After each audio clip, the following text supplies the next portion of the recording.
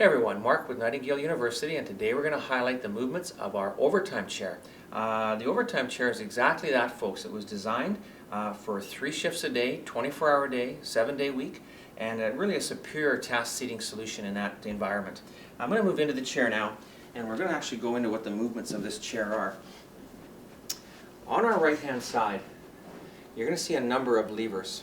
Okay, your middle lever, which is this one right here, is your gas lift, or your height adjustment, and you can see how easily you can adjust to your required seating comfort level. Okay, unique thing about our overtime chair is you have one adjustment in the front for your seat recline position, and also one in the back that affects your back recline. So we'll do the seat one first, and you can see how I can move with the whole seat and back. The entire frame really is moving with me. I find my position, I push my lever down, and I'm locked in that position. Okay, my very far back lever is going to affect my back tilt. So again, I position that to where I want it. I push my far back lever down, and I'm locked into that position as well. Okay, just going to raise that up to show you one more movement, and that is your back height adjustment.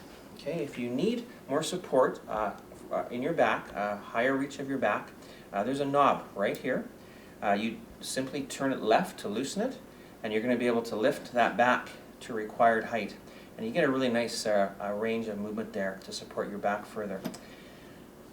And that, folks, is our overtime chair from Nightingale. More information can be found at nightingalechairs.com.